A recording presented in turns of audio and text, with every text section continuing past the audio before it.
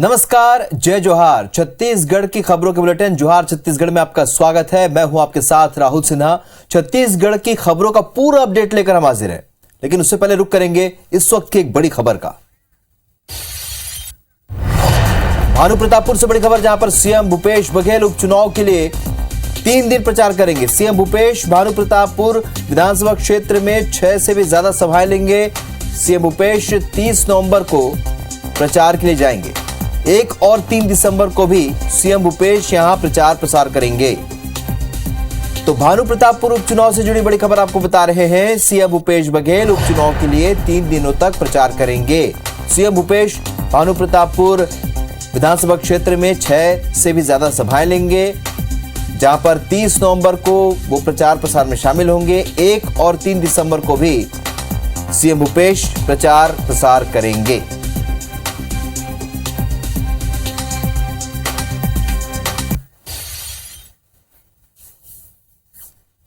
चलिए शुरू करते हैं खबरों का सिलसिला। सोमवार को रायपुर झारखंड पुलिस के कांकेर पहुंचने और भानुप्रतापपुर से बीजेपी प्रत्याशी ब्रह्मानंद नेताम की गिरफ्तारी के पसोपेश पर जबानी हमलों का दौर भी चलता रहा। ये रिपोर्ट देखिए।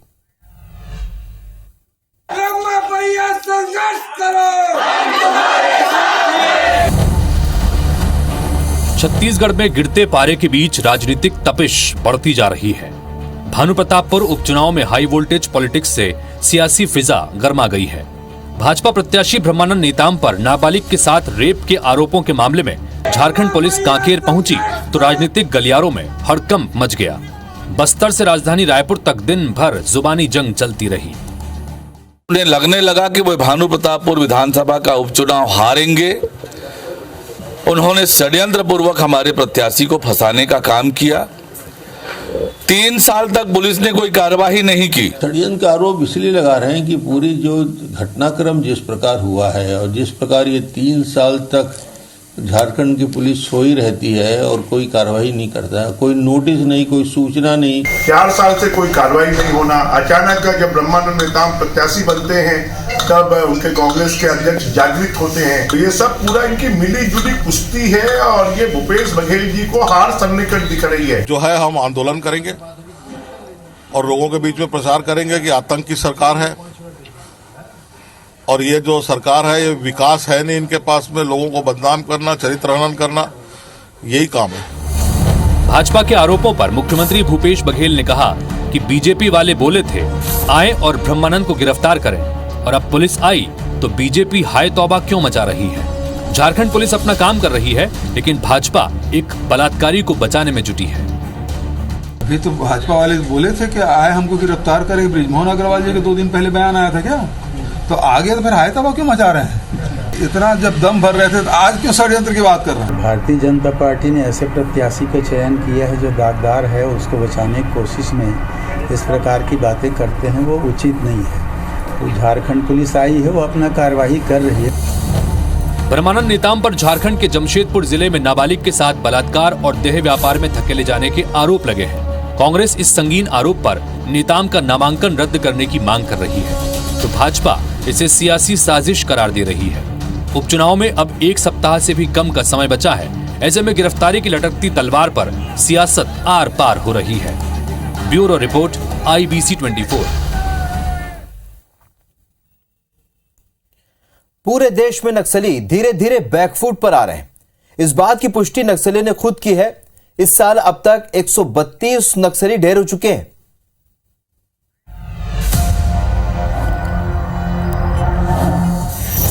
बैकफुट पर नक्सली, सुरक्षा बलों की बढ़ी धमक, खत्म हो रहे नक्सली कॉरिडोर, हर साल मारे जा रहे 100 से ज्यादा नक्सली। 2022 में अब तक 132 नक्सली ढेर।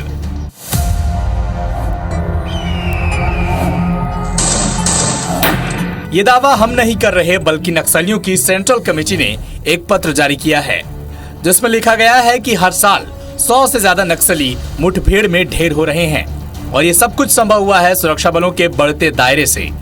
दूर नक्सल इलाकों में बनाए जा रहे कैंप और ग्रामीणों में सुरक्षा बलों के प्रति विश्वास के जरिए राज्य की पुलिस और पैरामिलिट्री फोर्स की लगातार सर्चिंग से भी इनका रेड कॉरिडोर खत्म हो रहा है। वर्ष 2021-22 में सीपी माओवादी संगठन द्वारा कुल 132 माओवादी कैडर्स का विभिन्न मुठभेड़ में बीमारी जैसानी कारण से मृत्यु होने के बाद को स्वीकार की गई है। विगत वर्ष में जिस तरीके से नवीन सुरक्षा कैंप प्रारंभ की जाकर एक कैंप समग्र विकास केंद्र को काम करते हुए इलाके में पुल पुलिया, सड़क निर्माण, बिजली आपूर्ति, आंगनबाड़ी एवं अन्य मूलभूत सुविधा जनता को उपलब्ध कराने में कामयाब हुआ, उसी को देखते हुए नक्सल का जो कोर इलाका में उनके पैर के नीचे से जमीन खिसकता जा रहा है, उनके कॉरिडोर समाप्त हो रहा है, उनकी सप्लाई नेटवर्क के ऊपर भी असर पड़ रहा है। इन सब तमाम परिस्थिति कारण से नक्सल अभी बैकफुट में है। सुरक्षा बलों के बढ़ते धमक से घबराए नक्सली ग्रामीणों को अपना निशाना बनाना चाहते हैं और मुखबिरी का आरोप लगाकर मौत के घाट उतारना चाहते हैं ताकि ग्रामीणों में उनका खौफ बना रहे। कभी भी सीपी माओवादी संगठन यदि बैकफुट में रहते हैं, जो ग्रामीण को यानी सॉफ्ट टारगेट के ऊपर हमला करके इलाका में एक आतंक वातावरण निर्मित करने का उनका प्रयास रहता है, उसका एक मोडस ऑपरेंडी सीपी माओवादी संगठन के रहते हैं। उसी हिसाब से यदि वर्ष 2022 में देखा जाए तो बस्तर संभाग के अंतर्गत कुल 30 ग्रामीण को अलग अलग आरोप पर सीपी माओवादी संगठन द्वारा हत्या किए गए थे। नक्सली क्षेत्र में लगातार किए जा रहे विकास कार्यों से ग्रामीणों का भरोसा सरकार पर बढ़ा है। अब वो मुख्यधारा में शामिल हो रहे हैं। ऐसे में नक्सलियों की पकड़ कमजोर होती जा रही है। वो दिन भी दूर नहीं जब बस्तर नक्सल मुक्त होगा।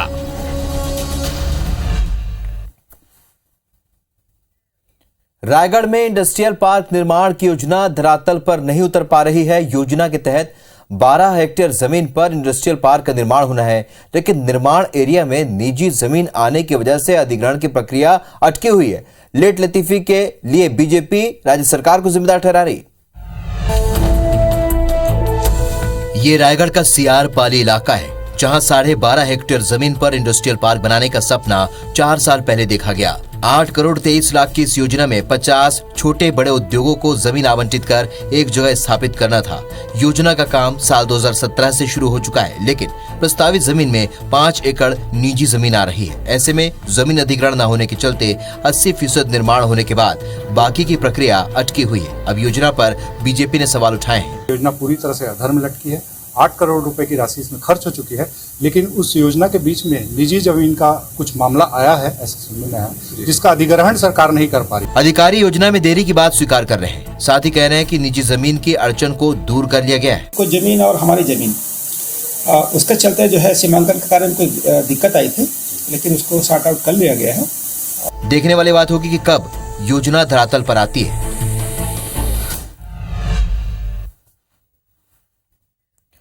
अंबिकापुर में स्ट्रीट वेंडर्स की मुश्किलें कम होने का नाम नहीं ले रही है। कोरोना संक्रमण के बाद जिंदगी पटरी पर लौटनी शुरू हुई थी, लेकिन नगर निगम के एक्शन से एक बार फिर स्ट्रीट वेंडर्स परेशानी में।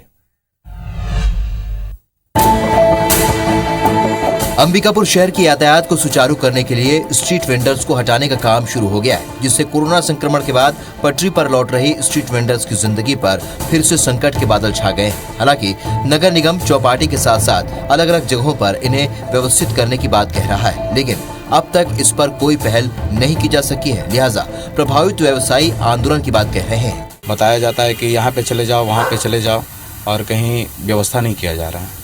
हम लोग जिला प्रशासन से, निगम प्रशासन से मांग करते हैं कि हम लोग का कहीं जगह उपलब्ध स्थान कराया जाए। बीजेपी ने नगर निगम पर व्यवसायियों से रोजी रोटी छीनने का आरोप लगाया है। वहीं मेयर कह रहे हैं कि जल्द ही इन्हें जगह आवंटित कर दी जाएगी। लेकिन अभी यातायात के नाम पर लगभग 50 वेंडर्स को वहां से हटाया जा रहा है, और हटाने की वजह से उनके सामने में रोजगार की समस्या उत्पन्न हो रही है। और उनको ऑफर किया है कि आप जो बनारस रोड के किनारे हैं उसमें सबको व्यवस्थित कर रहे हैं, वहां पे आ जाइए। मरीन ड्राइव के पास में नए चौपाटी और बनाने का है, तो ऐसा करके हम सभी दिशाओं में उनको व्यवस्थित करना चाह रहे हैं। स्ट्रीट वेंडर्स को कब तक रोजगार मिल पाता है, देखना होगा।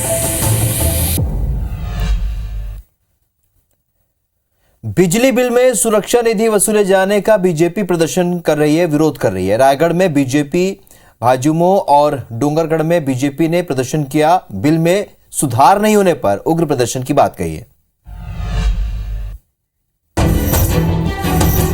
रायगढ़ में बिजली दफ्तर का घेराव कर रहे ये है भारतीय जनता युवा मोर्चा के कार्यकर्ता, जो बिजली बिल के सुरक्षा निधि वसूले जाने का विरोध कर रहे हैं। भाजयुमो ने राज्यपाल के नाम ज्ञापन सौंप कर व्यवस्था में सुधार की मांग की है। साथ ही कहा है कि बिजली बिल में अगर सुधार नहीं किया गया तो वे उग्र प्रदर्शन और विधानसभा का घेराव भी करेंगे। बिजली बिल हाफ करना तो छोड़ो, उन्होंने बिजली हाफ कर दी है। भारतीय जनता पार्टी के द्वारा पूरे प्रदेश में बिजली ऑफिस का घेराव किया जा रहा है। बिजली बिल ये हाफ तो नहीं कर सके, हाँ इन्होंने बिजली में कटौती अवश्य कर दी। बिजली बिल का और बिजली विभाग का घेराव करने के लिए आज यहाँ पे उपस्थित हुए हैं। डोंगरगढ़ में भी बीजेपी ने बिजली दफ्तर के बाहर प्रदर्शन किया। हमारे पूरे युवा मोर्चा की मांग है प्रदेश सरकार से कि जो सुरक्षा निधि के नाम पे जो अवैध वसूली की जा रही है ये जल्द से जल्द बंद किया जाए, नहीं तो आने वाले समय पे उग्र आंदोलन किया जाएगा जिसकी जिम्मेदारी शासन और प्रशासन की होगी। आज भाजपा युवा मोर्चा के सदस्यों के द्वारा अतिरिक्त सुरक्षा निधि के संबंध में उन्होंने ज्ञापन दिया है। वो ज्ञापन को मेरे द्वारा प्राप्त कर लिया गया है। उस ज्ञापन को मैं उच्च अधिकारियों को जो नियमानुसार उनको प्रेषित किया जाए। बढ़े हुए बिजली बिल का बीजेपी विरोध कर रही है। क्या इससे लोगों को राहत मिलेगी, ये तो वक्त ही बताएगा। रायपुर के अमीनपारा स्कूल में कब्जे पर आइब्स 24 ने कवरेज की। मिशन आजादी के तहत मामले को जिम्मेदारों तक पहुंचाया, जिसके बाद निगम ने शिक्षा विभाग को कार्रवाई करने के लिए पत्र लिखा। साथ ही निगम की ओर से जोन आयुक्त की ओर से मामले की जांच कर नोटिस जारी करने के लिए कहा गया। नगर निगम के उपायुक्त सुनील चंद्रवंशी के मुताबिक पहले निगम स्कूल का संचालन करता था, लेकिन स्कूल का संचालन शिक्षा विभाग को दिया गया। इसलिए शिक्षा विभाग को बेदखली अधिनियम के तहत कार्रवाई करने के लिए पत्र लिखा गया है। अवैध रूप से स्कूल परिसर में रह रहे लोगों को हटाने का काम शिक्षा विभाग को करना होगा। साथ ही जोन स्तर पर जांच में दोषी पाए जाने वाले लोगों पर कार्रवाई की बात कही गई है। इसमें अभी अमीनपारा स्कूल के बारे में एक जानकारी आप लोगों के माध्यम से प्राप्त हुई है। इसके संदर्भ में है जोन कमिश्नर को निर्देशित किया गया कि उसकी जांच करें और अग्रिम कार्रवाई करें। मूलतः चूँकि स्कूल है और ये संभवतः जो है शिक्षा विभाग को भी इसको कोऑर्डिनेट करने के लिए निर्देशित किया गया है और जो भी इसमें अग्रिम जांच रिपोर्ट प्राप्त होगी उसके आधार पर फिर अग्रिम कार्रवाई किया जाएगा।